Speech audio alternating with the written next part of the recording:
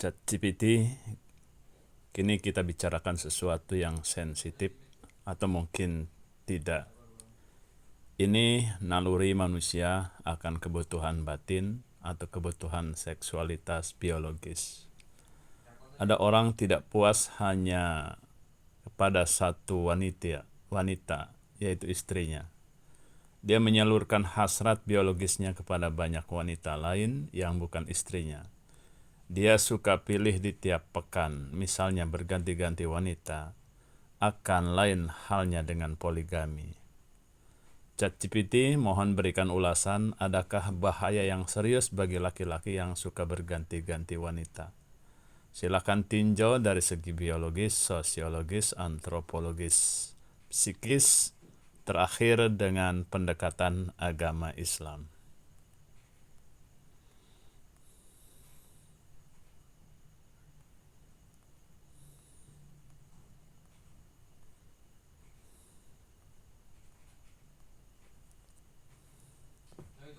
Bahasan ini menyentuh banyak aspek yang kompleks, dan saya akan mengulasnya berdasarkan berbagai sudut pandang yang disebutkan.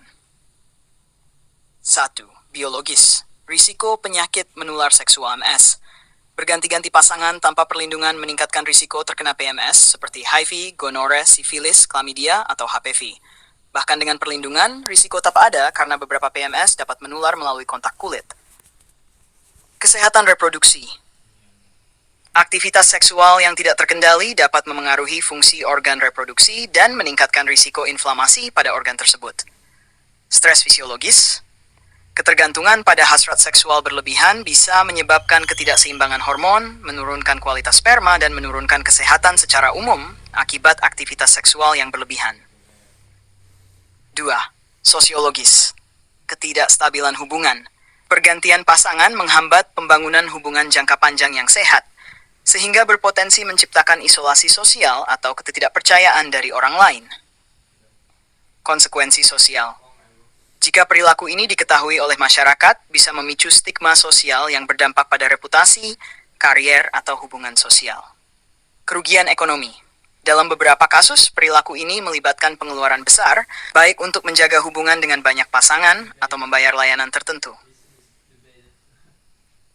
3. Antropologis. Konflik dengan norma budaya. Sebagian besar budaya manusia mendorong hubungan seksual yang diatur dalam institusi pernikahan untuk menjaga ketertiban sosial dan melindungi nilai keluarga. Evolusi perilaku. Secara antropologis, perilaku mencari banyak pasangan mungkin berasal dari insting biologis untuk menyebarkan gen. Tetapi di era modern, hal ini bertentangan dengan norma-norma sosial dan etika. Kecanduan seksual. Perilaku berganti-ganti pasangan bisa berkembang menjadi kecanduan yang mengakibatkan ketergantungan psikologis dan mengganggu kesehatan mental. Rasa bersalah dan konflik internal. Dalam kasus pria yang sadar perilakunya tidak sesuai dengan nilai yang dipegang, rasa bersalah atau konflik moral bisa memicu stres dan depresi. Kurangnya kepuasan emosional. Hubungan seksual tanpa keterikatan emosional cenderung membuat seseorang merasa kosong dan tidak puas dalam jangka panjang. Pendekatan agama Islam. Haramnya zina. Dalam Islam, hubungan seksual di luar nikah adalah zina, yang merupakan dosa besar. Allah SWT berfirman, "Dan janganlah kamu mendekati zina, sesungguhnya zina itu adalah suatu perbuatan yang keji dan suatu jalan yang buruk." Bahaya akhirat. Pelaku zina akan menghadapi konsekuensi di dunia dan akhirat. Rasulullah SAW menjelaskan bahwa dosa zina memiliki dampak buruk bagi jiwa, keluarga, dan masyarakat. Poligami sebagai alternatif. Islam memberikan solusi berupa poligami dengan syarat-syarat ketat, yakni keadilan dan tanggung jawab. Namun, ini hanya untuk orang yang benar-benar mampu secara fisik, emosional, dan finansial. Pentingnya kontrol diri. Islam mendorong pengendalian hawa nafsu melalui ibadah, puasa, dan menguatkan hubungan dengan Allah. Ini membantu seorang pria memprioritaskan tanggung jawab dan kehormatan keluarga daripada menuruti hasrat sesaat. Kesimpulan, perilaku berganti-ganti pasangan memiliki dampak serius dari berbagai aspek: kesehatan, psikologis, sosial, dan agama. Islam memberikan panduan yang jelas untuk mengatur hasrat biologis dalam bingkai pernikahan yang sah, sehingga mendatangkan keberkahan dan menghindarkan dari mudarat. Bagi seseorang yang terjebak dalam perilaku ini, Langkah terbaik adalah bertaubat, memperbaiki diri, dan mencari bantuan jika perlu, baik dari sisi medis, psikologis, maupun spiritual.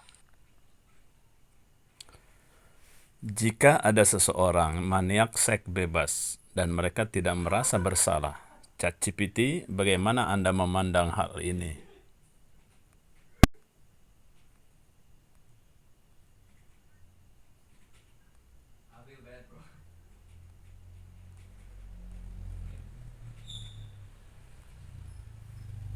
Jika seseorang adalah maniak seks bebas dan tidak merasa bersalah, maka hal ini dapat dianalisis dari beberapa perspektif.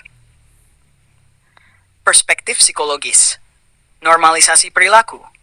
Ketidakadaan rasa bersalah bisa disebabkan oleh normalisasi perilaku tersebut dalam pola pikirnya. Hal ini mungkin terjadi akibat lingkungan sosial, trauma masa lalu, atau pandangan hidup yang menekankan kebebasan tanpa batas. Gangguan kepribadian. Beberapa kondisi psikologis, seperti gangguan narsistik atau antisosial, dapat membuat seseorang tidak merasakan penyesalan atas tindakan mereka, bahkan ketika itu melanggar norma sosial atau agama. Desensitisasi moral.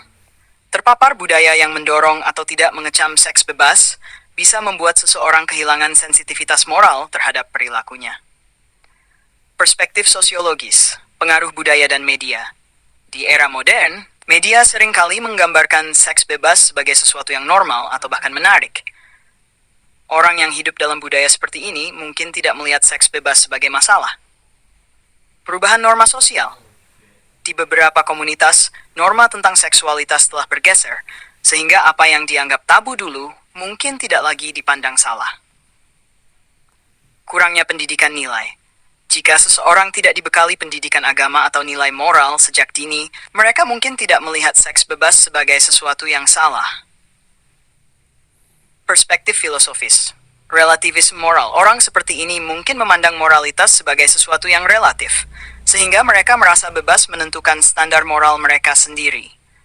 Dalam pandangan ini, benar atau salah menjadi subjektif, tergantung pada individu, bukan norma universal. Hedonisme. Filosofi hidup yang berorientasi pada kenikmatan duniawi, hedonisme, dapat mendorong seseorang untuk mengutamakan kesenangan tanpa memikirkan dampak moral atau spiritual. Perspektif Islam, penyakit hati. Dalam Islam, tidak merasa bersalah atas perbuatan dosa seperti zina menunjukkan adanya penyakit kulub. Rasulullah SAW bersabda, jika seseorang melakukan dosa, maka muncul titik hitam di hatinya. Jika ia bertaubat, maka titik itu hilang. Jika tidak, maka hatinya akan tertutup dosa. Ketika hati tertutup dosa, seseorang mungkin tidak lagi bisa membedakan antara benar dan salah. Hilangnya rasa malu. Nabi Muhammad SAW bersabda, jika engkau tidak memiliki rasa malu, maka lakukanlah apa yang kau mau. Ini bukan izin, melainkan peringatan bahwa hilangnya rasa malu adalah tanda buruk yang membawa kehancuran moral. Tugas orang lain. Dalam Islam, orang yang melihat perilaku seperti ini dianjurkan untuk memberikan nasihat dengan cara yang bijaksana, mau'izah hasanah. Namun, jika orang tersebut tetap keras kepala, kita serahkan urusannya kepada Allah SWT. 5. Pandangan keseluruhan. Orang yang tidak merasa bersalah mungkin berada dalam kondisi di mana hatinya tertutup, norma masyarakatnya longgar, atau ada pembenaran psikologis dan filosofis untuk perilakunya. Namun, ini tidak menghapus dampak negatif yang mereka hadapi, baik secara kesehatan, psikologis, maupun spiritual. Bagi orang-orang di sekitar mereka, tindakan terbaik adalah mengingatkan dengan penuh kasih dan hikmah. Namun, jika mereka tetap menolak, kita fokus memperbaiki diri dan komunitas agar nilai moral tetap tegak. Islam mengajarkan bahwa tugas manusia adalah berusaha menyampaikan kebenaran, tetapi hasil akhirnya adalah kehendak Allah SWT. Teman-teman, itulah obrolan saya dengan ChatGPT sekitar zina. Membicarakan orang-orang yang tidak puas dengan satu wanita. Setelah kita ketahui bahayanya bagi dirinya sendiri, bagi keluarganya, dan bagi masyarakat. Semoga kita terhindar dari penyakit ini. Teman-teman yang budiman, saya akan sangat senang jika Anda like, komen, subscribe, kemudian share video ini. Terima kasih.